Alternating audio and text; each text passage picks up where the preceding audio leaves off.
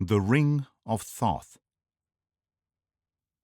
Mr. John Van Sittart Smith, FRS, of 147A Gower Street, was a man whose energy of purpose and clearness of thought might have placed him in the very first rank of scientific observers. He was the victim, however, of a universal ambition which prompted him to aim at distinction in many subjects rather than preeminence in one. In his early days he had shown an aptitude for zoology and for botany, which caused his friends to look upon him as a second Darwin. But when a professorship was almost within his reach, he had suddenly discontinued his studies and turned his whole attention to chemistry. Here his researches upon the spectra of the metals had won him his fellowship in the Royal Society. But again he played the coquette with his subject, and after a year's absence from the laboratory he joined the Oriental Society and delivered a paper on the hieroglyphic and demotic inscriptions of El Kab, thus giving a crowning example both of the versatility and of the inconstancy of his talents. The most fickle of wooers, however, is apt to be caught at last, and so it was with John Van Sittart Smith. The more he burrowed his way into Egyptology, the more impressed he became by the vast field which it opened to the inquirer, and by the extreme importance of a subject which promised to throw a light upon the first germs of human civilization, and the origin of the greater part of our arts and sciences. So struck was Mr. Smith that he straightway married an Egyptological young lady who had written upon the 6th dynasty, and having thus secured a sound base of operations, he set himself to collect materials for a world which should unite the research of Lepsius and the ingenuity of Champollion. The preparation of this magnum opus entailed many hurried visits to the magnificent Egyptian collections of the Louvre, upon the last of which, no longer ago than the middle of last October, he became involved in a most strange and noteworthy adventure. The trains had been slow and the channel had been rough, so that the student arrived in Paris in a somewhat befogged and feverish condition. On reaching the Hôtel de France in the Rue Lafitte, he had thrown himself upon a sofa for a couple of hours, but finding that he was unable to sleep, he determined, in spite of his fatigue, to make his way to the Louvre, settle the point which he had come to decide, and take the evening train back to Dieppe. Having come to his conclusion, he donned his greatcoat, for it was a raw, rainy day, and made his way across the Boulevard des Italiens and down the Avenue de l'Opéra. Once in the Louvre, he was on familiar ground, and he speedily made his way to the collection of papyri which it was his intention to consult. The warmest admirers of John Van Sittart Smith could hardly claim for him that he was a handsome man. His high-beaked nose and prominent chin had something of the same acute and incisive character which distinguished his intellect. He held his head in a bird-like fashion, and bird-like, too, was the pecking motion with which, in conversation, he threw out his objections and retorts. As he stood with the high collar of his greatcoat raised to his ears, he might have seen, from the reflection in the glass case before him, that his appearance was a singular one. Yet it came upon him as a sudden jar when an English voice behind him exclaimed in very audible tones, "What a queer-looking mortal!" The student had a large amount of petty vanity in his composition, which manifested itself by an ostentatious and overdone disregard of all personal considerations. He straightened his lips and looked rigidly at the roll of papyrus, while his heart filled with bitterness against the whole race of travelling Britons. "Yes," said another voice, "he really is an extraordinary fellow." "Do you know," said the first speaker, "one could almost believe that by the continual contemplation of mummies the chap has become half a mummy himself." "He has certainly an Egyptian cast of countenance," said the other. John Van Sittart Smith spun round upon his heel with the intention of shaming his countryman by a corrosive remark or two. To his surprise and relief, the two young fellows who had been conversing had their shoulders turned towards him, and were gazing at one of the Louvre attendants, who was polishing some brasswork at the other side of the room. "Carter will be waiting for us at the Palais Royal," said one tourist to the other, glancing at his watch, and they clattered away, leaving the student to his labours. "I wonder what these chatterers call an Egyptian cast of countenance," thought John Van Sittart Smith, and he moved his position slightly in order to catch a glimpse of the man's face. He started as his eyes fell upon it. It was indeed the very face with which his studies had made him familiar. The regular statuesque features, broad brow, well-rounded chin, and dusky complexion were the exact counterpart of the innumerable statues, mummy cases, and pictures which adorned the walls of the apartment. The thing was beyond all coincidence. The man must be an Egyptian. The national angularity of the shoulders and narrowness of the hips were alone sufficient to identify him. John Van Sittart Smith shuffled towards the attendant with some intention of addressing him. He was not light of touch in conversation, and found it difficult to strike the happy mean between the brusqueness of the superior and the geniality of the equal. As he came nearer, the man presented his side face to him, but kept his gaze still bent upon his work. Van Sittart Smith, fixing his eyes upon the fellow's skin, was conscious of a sudden impression that there was something inhuman and preternatural about its appearance. Over the temple and cheekbone it was as glazed and as shiny as varnished parchment. There was no suggestion of pores. One could not fancy a drop of moisture upon that arid surface. From brow to chin, however, it was cross-hatched by a million delicate wrinkles, which shot and interlaced as though nature, in some Maori mood, had tried how wild and intricate a pattern she could devise. "Où est la collection de Memphis?" asked the student, with the awkward air of a man who is devising a question merely for the purpose of opening a conversation. "C'est là," replied the man brusquely, nodding his head at the other side of the room. "Vous êtes un Égyptien, n'est-ce pas?" asked the Englishman. The attendant looked up and turned his strange, dark eyes upon his questioner. They were vitreous, with a misty, dry shininess such as Van Sittart Smith had never seen in a human head before. As he gazed into them, he saw some strong emotion gather in their depths, which rose and deepened until it broke into a look of something akin both to horror and to hatred. "Non, monsieur, je suis français." The man turned abruptly and bent low over his polishing. The student gazed at him for a moment in astonishment, and then, turning to a chair in a retired corner behind one of the doors, he proceeded to make notes of his researches among the papyri. His thoughts, however, refused to return into their natural groove. They would run upon the enigmatical attendant with the sphinx-like face and the parchment skin. "Where have I seen such eyes?" said Van Sittart Smith to himself. "There is something saurian about them, something reptilian. There's the membrana nictitans of the snakes," he mused, bethinking himself of his zoological studies.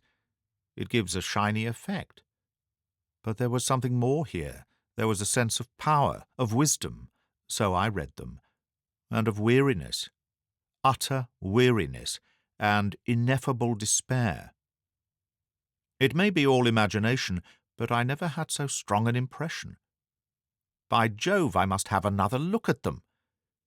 He rose and paced round the Egyptian rooms, but the man who had excited his curiosity had disappeared. The student sat down again in his quiet corner and continued to work at his notes. He had gained the information which he required from the papyri, and it only remained to write it down while it was still fresh in his memory. For a time his pencil travelled rapidly over the paper, but soon the lines became less level, the words more blurred, and finally the pencil tinkled down upon the floor, and the head of the student dropped heavily forward upon his chest. Tired out by his journey, He slept so soundly in his lonely post behind the door that neither the clanking civil guard, nor the footsteps of sightseers, nor even the loud hoarse bell which gives the signal for closing, were sufficient to arouse him. Twilight deepened into darkness. The bustle from the Rue de Rivoli waxed and then waned. Distant Notre Dame clanged out the hour of midnight, and still the dark and lonely figure sat silently in the shadow. It was not until close upon 1 in the morning that, with a sudden gasp and an intaking of breath, Van Sittart-Smith returned to consciousness. For a moment it flashed upon him that he had dropped asleep in his study chair at home. The moon was shining fitfully through the unshuttered window, however, and as his eyes ran along the lines of mummies and the endless array of polished cases, he remembered clearly where he was and how he came there. The student was not a nervous man. He possessed that love of a novel situation which is peculiar to his race. Stretching out his cramped limbs, he looked at his watch and burst into a chuckle as he observed the hour. The episode would make an admirable anecdote to be introduced into his next paper as a relief to the graver and heavier speculations. He was a little cold, but wide awake and much refreshed. It was no wonder that the guardians had overlooked him, for the door threw its heavy black shadow right across him. The complete silence was impressive. Neither outside nor inside was there a creak or a murmur. He was alone with the dead men of a dead civilization. What though the outer city reeked of the garish 19th century? In all this chamber there was scarce an article, from the shrivelled ear of wheat to the pigment box of the painter, which had not held its own against 4,000 years. Here was the flotsam and jetsam washed up by the great ocean of time from that far-off empire. From stately Thebes, from lordly Luxor, from the great temples of Heliopolis, from 100 rifled tombs these relics had been brought. The student glanced round at the long silent figures who flickered vaguely up through the gloom, at the busy toilers who were now so restful, and he fell into a reverent and thoughtful mood. An unwonted sense of his own youth and insignificance came over him. Leaning back in his chair, he gazed dreamily down the long vista of rooms, all silvery with the moonshine, which extended through the whole wing of the widespread building. His eyes fell upon the yellow glare of a distant lamp. John Van Sittart-Smith sat up on his chair with his nerves all on edge. The light was advancing slowly towards him, pausing from time to time, and then coming jerkily onwards. The bearer moved noiselessly. In the utter silence there was no suspicion of the pat of a footfall. An idea of robbers entered the Englishman's head. He snuggled up farther into the corner. The light was 2 rooms off. Now it was in the next chamber, and still there was no sound. With something approaching to a thrill of fear, the student observed a face floating in the air, as it were, behind the flare of the lamp. The figure was wrapped in shadow, but the light fell full upon the strange, eager face. There was no mistaking the metallic, glistening eyes and the cadaverous skin. It was the attendant with whom he had conversed. Van Sittart-Smith's first impulse was to come forward and address him. A few words of explanation would set the matter clear, and lead doubtless to his being conducted to some side door from which he might make his way to his hotel. As the man entered the chamber, however, there was something so stealthy in his movements and so furtive in his expression that the Englishman altered his intention. This was clearly no ordinary official walking the rounds. The fellow wore felt-soled slippers, stepped with a rising chest, and glanced quickly from left to right, while his hurried, gasping breath thrilled the flame of his lamp. Van Sittart-Smith crouched silently back into the corner and watched him keenly, convinced that his errand was one of secret and probably sinister import. There was no hesitation in the other's movements. He stepped lightly and swiftly across to one of the great cases, and, drawing a key from his pocket, he unlocked it. From the upper shelf he pulled down a mummy, which he bore away with him, and laid it with much care and solicitude upon the ground. By it he placed his lamp, and then, squatting down beside it in Eastern fashion, he began with long quivering fingers to undo the cerecloths and bandages which girt it round. As the crackling rolls of linen peeled off one after the other, a strong aromatic odour filled the chamber, and fragments of scented wood and of spices pattered down upon the marble floor. It was clear to John Vansittart Smith that this mummy had never been unswathed before. The operation interested him keenly. He thrilled all over with curiosity, and his bird-like head protruded farther and farther from behind the door. When, however, the last roll had been removed from the 4,000-year-old head, it was all that he could do to stifle an outcry of amazement. First, a cascade of long black, glossy tresses poured over the workman's hands and arms. A second turn of the bandage revealed a low, white forehead, with a pair of delicately arched eyebrows. A third uncovered a pair of bright, deeply fringed eyes, and a straight, well-cut nose, while a fourth and last showed a sweet, full, sensitive mouth and a beautifully curved chin. The whole face was one of extraordinary loveliness, save for the one blemish that in the centre of the forehead there was a single irregular, coffee-coloured splotch. It was a triumph of the embalmer's art. Vansittart Smith's eyes grew larger and larger as he gazed upon it, and he chirruped in his throat with satisfaction.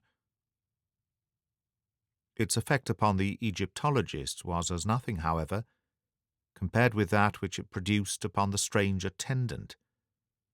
He threw his hands up into the air, burst into a harsh clatter of words, and then, hurling himself down upon the ground beside the mummy, he threw his arms round her and kissed her repeatedly upon the lips and brow.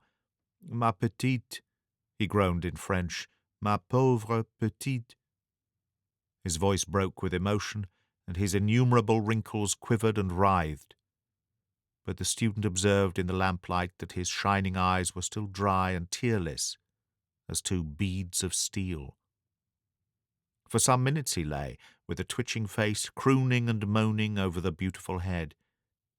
Then he broke into a sudden smile, said some words in an unknown tongue, and sprang to his feet with the vigorous air of one who has braced himself for an effort. In the centre of the room there was a large circular case which contained, as the student had frequently remarked, a magnificent collection of early Egyptian rings and precious stones. To this the attendant strode, and, unlocking it, threw it open. On the ledge at the side he placed his lamp, and beside it a small earthenware jar which he had drawn from his pocket. He then took a handful of rings from the case, and with a most serious and anxious face he proceeded to smear each in turn with some liquid substance from the earthen pot, holding them to the light as he did so. He was clearly disappointed with the first lot, for he threw them petulantly back into the case and drew out some more. One of these, a massive ring with a large crystal set in it, he seized and eagerly tested with the contents of the jar. Instantly he uttered a cry of joy, and threw out his arms in a wild gesture which upset the pot and set the liquid streaming across the floor to the very feet of the Englishman. The attendant drew a red handkerchief from his bosom, and mopping up the mess, he followed it into the corner, where in a moment he found himself face to face with his observer. "Excuse me," said John Vansittart Smith, with all imaginable politeness. "I have been unfortunate enough to fall asleep behind this door." "And you have been watching me?" the other asked, in English, with a most venomous look on his corpse-like face. The student was a man of veracity. "I confess," said he, "that I have noticed your movements, and that they have aroused my curiosity and interest in the highest degree." The man drew a long, flamboyantly bladed knife from his bosom. "You have had a very narrow escape," he said. "Had I seen you 10 minutes ago, I should have driven this through your heart. As it is, if you touch me or interfere with me in any way, you are a dead man." "I have no wish to interfere with you," the student answered. "My presence here is entirely accidental. All I ask is that you will have the extreme kindness to show me out through some side door." He spoke with great suavity, for the man was still pressing the tip of his dagger against the palm of his left hand, as though to assure himself of its sharpness, while his face preserved its malignant expression. "If I thought," said he. "But no, perhaps it is as well. What is your name?" The Englishman gave it. "Van Sittart Smith," the other repeated. "Are you the same Van Sittart Smith who gave a paper in London upon El Kab?" "I saw a report of it. Your knowledge of the subject is contemptible." "Sir!" cried the Egyptologist. "Yet it is superior to that of many who make even greater pretensions. The whole keystone of our old life in Egypt was not the inscriptions or monuments of which you make so much, but was our hermetic philosophy and mystic knowledge, of which you say little or nothing." "Our old life?" repeated the scholar, wide-eyed. And then suddenly, "Good God, look at the mummy's face!" The strange man turned and flashed his light upon the dead woman, uttering a long, doleful cry as he did so. The action of the air had already undone all the art of the embalmer. The skin had fallen away, the eyes had sunk inwards, the discoloured lips had writhed away from the yellow teeth, and the brown mark upon the forehead alone showed that it was indeed the same face which had shown such youth and beauty a few short minutes before. The man flapped his hands together in grief and horror. Then, mastering himself by a strong effort, he turned his hard eyes once more upon the Englishman. "It does not matter," he said in a shaking voice. "It does not really matter. I came here tonight with the fixed determination to do something. It is now done. All else is as nothing. I have found my quest. The old curse is broken. I can rejoin her. What matter about her inanimate shell so long as her spirit is awaiting me at the other side of the veil?" "These are wild words," said Van Sittart Smith. He was becoming more and more convinced that he had to do with a madman. "Time presses, and I must go," continued the other. "The moment is at hand for which I have waited this weary time, but I must show you out first. Come with me." Taking up the lamp, he turned from the disordered chamber and led the student swiftly through the long series of the Egyptian, Assyrian, and Persian apartments. At the end of the latter he pushed open a small door let into the wall and descended a winding stone stair. The Englishman felt the cold fresh air of the night upon his brow. There was a door opposite him, which appeared to communicate with the street. To the right of this another door stood ajar, throwing a spurt of yellow light across the passage. "Come in here," said the attendant shortly. Van Sittart Smith hesitated. He had hoped that he had come to the end of his adventure. Yet his curiosity was strong within him. He could not leave the matter unsolved, so he followed his strange companion into the lighted chamber. It was a small room, such as is devoted to a concierge. A wood fire sparkled in the grate. At one side stood a truckle bed, and at the other a coarse wooden chair, with a round table in the centre, which bore the remains of a meal. As the visitor's eye glanced round, he could not but remark, with an ever-recurring thrill, that all the small details of the room were of the most quaint design and antique workmanship. The candlesticks, the vases upon the chimney-piece, the fire-irons, the ornaments upon the walls, were all such as he had been wont to associate with the remote past. The gnarled, heavy-eyed man sat himself down upon the edge of the bed and motioned his guest into the chair. "There may be design in this," he said. still speaking excellent English, "it may be decreed that I should leave some account behind as a warning to all rash mortals who would set their wits up against the workings of nature. I leave it with you. Make such use as you will of it. I speak to you now with my feet upon the threshold of the other world. I am, as you surmised, an Egyptian, not one of the downtrodden race of slaves who now inhabit the delta of the Nile, but a survivor of that fiercer and harder people who tamed the Hebrew, drove the Ethiopian back into the southern deserts, and built those mighty works which have been the envy and the wonder of all after generations. It was in the reign of Thutmosis, 1,600 years before the birth of Christ, that I first saw the light. You shrink away from me, wait, and you will see that I am more to be pitied than to be feared. My name was Sosra.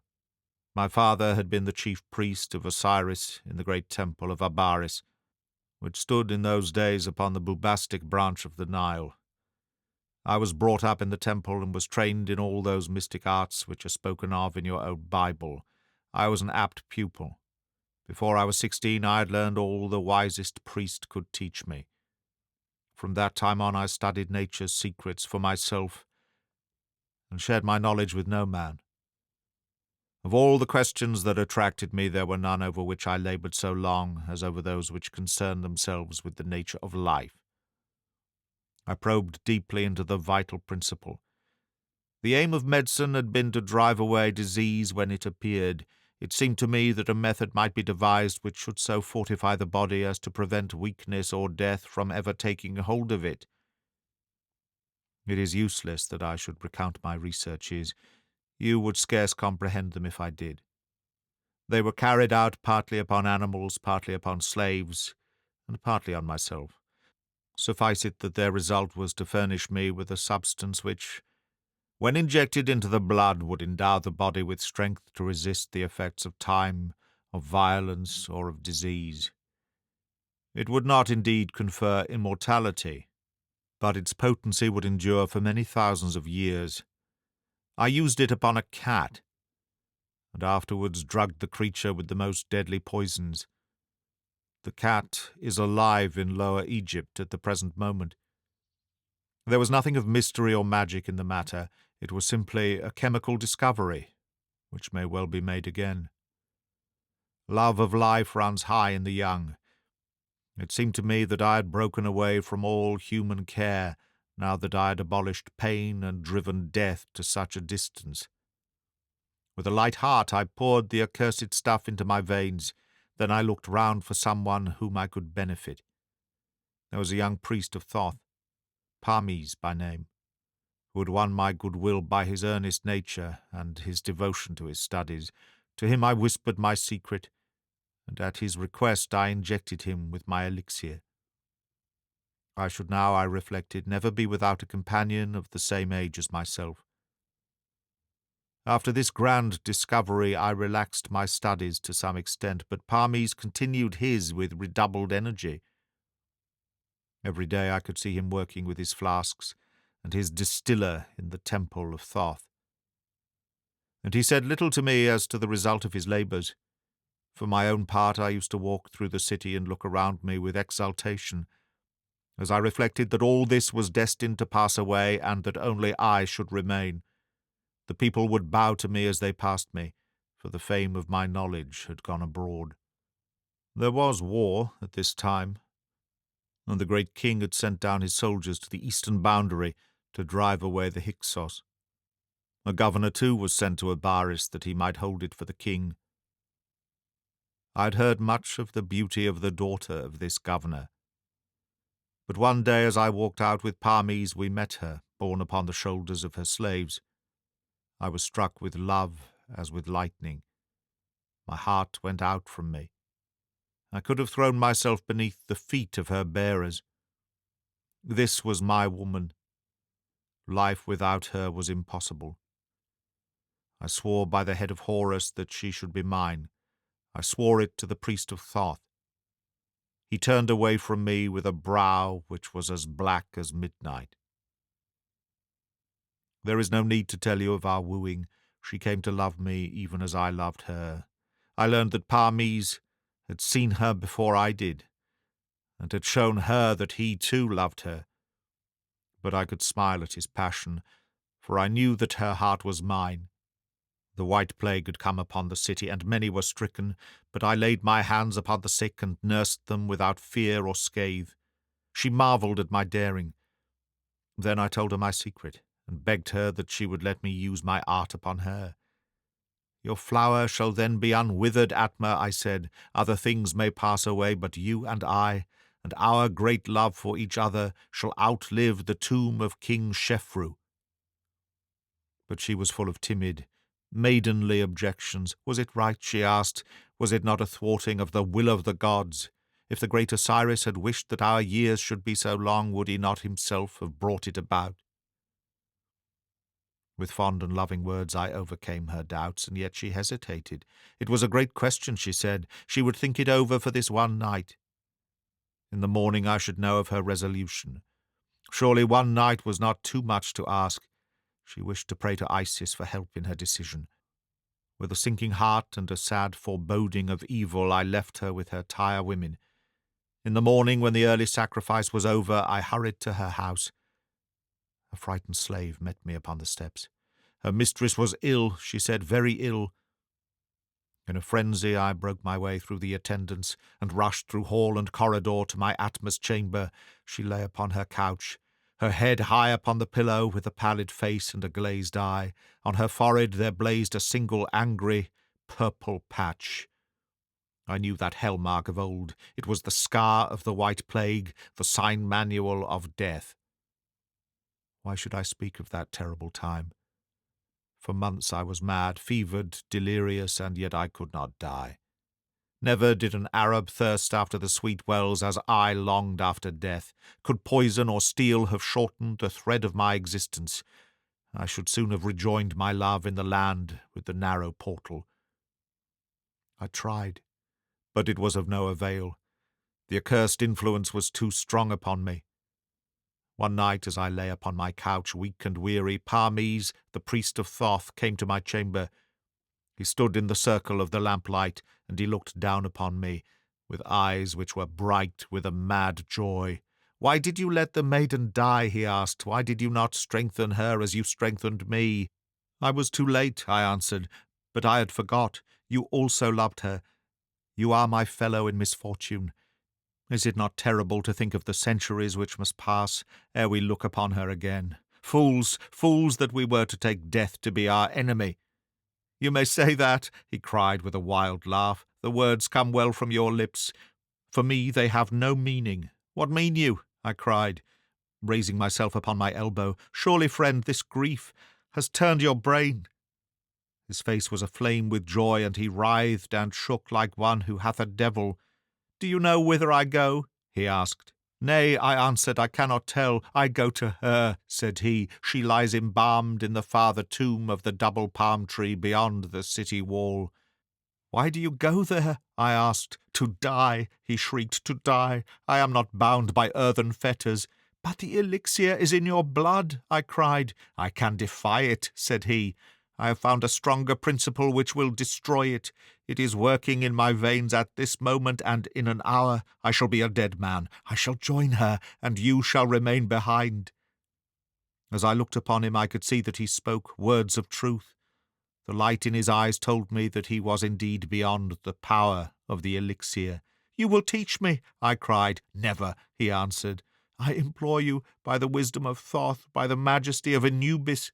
"It is useless," he said coldly. "Then I will find it out," I cried. "You cannot," he answered. "It came to me by chance. There is one ingredient which you can never get, save that which is in the Ring of Thoth. None will ever more be made." "In the Ring of Thoth," I repeated. "Where then is the Ring of Thoth?" "That also you shall never know," he answered. "You won her love. Who has won in the end? I leave you to your sordid earth life. My chains are broken. I must go." He turned upon his heel and fled from the chamber. In the morning came the news that the priest of Thoth was dead. My days after that were spent in study. I must find this subtle poison which was strong enough to undo the elixir. From early dawn to midnight I bent over the test tube and the furnace. Above all, I collected the papyri and the chemical flasks of the priest of Thoth. Alas, they taught me little. Here and there some hint or stray expression would raise hope in my bosom, but no good ever came of it. Still, month after month I struggled on. When my heart grew faint, I would make my way to the tomb by the palm tree. There, standing by the dead casket from which the jewel had been rifled, I would feel her sweet presence, and would whisper to her that I would rejoin her if mortal wit could solve the riddle. Parmes had said that his discovery was connected with the Ring of Thoth. I had some remembrance of the trinket. It was a large and weighty circlet made not of gold, but of a rarer and heavier metal brought from the mines of Mount Harbel. Platinum, you call it. The ring had, I remembered, a hollow crystal set in it, in which some few drops of liquid might be stored. Now the secret of Parmes could not have to do with the metal alone, for there were many rings of that metal in the temple. Was it not more likely that he had stored his precious poison within the cavity of the crystal? I had scarce come to this conclusion before, in hunting through his papers, I came upon one which told me that it was indeed so, and that there was still some of the liquid unused. But how to find the ring?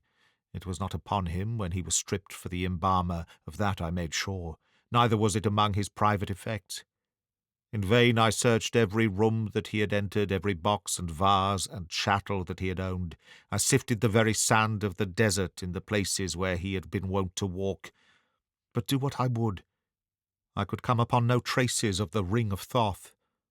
Yet it may be that my labours would have overcome all obstacles had it not been for a new and unlooked-for misfortune. A great war had been waged against the Hyksos, and the captains of the great king had been cut off in the desert, with all their bowmen and horsemen. The shepherd tribes were upon us like the locusts in a dry year. From the wilderness of Shur to the great bitter lake there was blood by day and fire by night. Abaris was the bulwark of Egypt, but we could not keep the savages back. The city fell.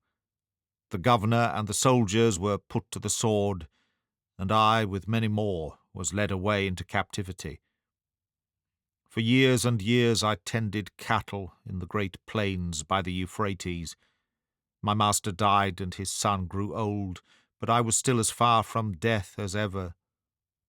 At last I escaped upon a swift camel and made my way back to Egypt.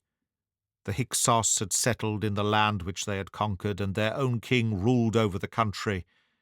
Abaris had been torn down, the city had been burned, and of the great temple there was nothing left save an unsightly mound. Everywhere the tombs had been rifled and the monuments destroyed. Of my Atma's grave no sign was left. It was buried in the sands of the desert, and the palm tree which marked the spot had long disappeared. The papers of Parmes and the remains of the Temple of Thoth were either destroyed or scattered far and wide over the deserts of Syria. All search after them was vain. From that time I gave up all hope of ever finding the ring or discovering the subtle drug. I set myself to live as patiently as might be until the effect of the elixir should wear away. How can you understand how terrible a thing time is, you who have experience only of the narrow course which lies between the cradle and the grave? I know it to my cost, I who have floated down the whole stream of history. I was old when Ilium fell. I was very old when Herodotus came to Memphis. I was bowed down with years when the new gospel came upon earth. Yet you see me much as other men are, with the cursed elixir still sweetening my blood, and guarding me against that which I would court. Now, at last I have come to the end of it. I have travelled in all lands, and I have dwelt with all nations. Every tongue is the same to me. I learned them all to help pass the weary time. I need not tell you how slowly they drifted by the long dawn of modern civilization, the dreary middle years, the dark times of barbarism. They're all behind me now. I have never looked with the eyes of love upon another woman. Atma knows that I have been constant to her. It was my custom to read all that the scholars had to say upon ancient Egypt. I have been in many positions, sometimes affluent, sometimes poor, but I have always found enough to enable me to buy the journals which deal with such matters. Some 9 months ago I was in San Francisco, and there I read an account of some discoveries made in the neighborhood of Abaris. My heart leapt into my mouth as I read it. It said that the excavator had busied himself in exploring some tombs recently unearthed. In one, there had been found an unopened mummy with an inscription upon the outer case, setting forth that it contained the body of the daughter of the governor of the city in the days of Thutmosis. It added that on removing the outer case, there had been exposed a large platinum ring set with a crystal, which had been laid upon the breast of the embalmed woman. This, then, was where Parmes had hid the Ring of Thoth. He might well say it was safe, for no Egyptian would ever stain his soul by moving even the outer case of a buried friend. That very night I set off from San Francisco, and in a few weeks I found myself once more at Abaris, if a few sand heaps and crumbling walls may retain the name of the great city. I hurried to the Frenchmen who were digging there, and asked them for the ring. They replied that both the ring and the mummy had been sent to the Louvre Museum at Cairo. To Boulac I went, but only to be told that Mariette Bey had claimed them and had shipped them to the Louvre. I followed them, and there, at last, in the Egyptian chamber, I came, after close upon 4,000 years, upon the remains of my Atma and upon the ring for which I had sought so long. But how was I to lay hands upon them? How was I to have them for my very own? It chanced that the office of attendant was vacant. I went to the director. I convinced him that I knew much about Egypt. In my eagerness I said too much. He remarked that a professor's chair would suit me better than a seat in the conciergerie. I knew more, he said, than he did.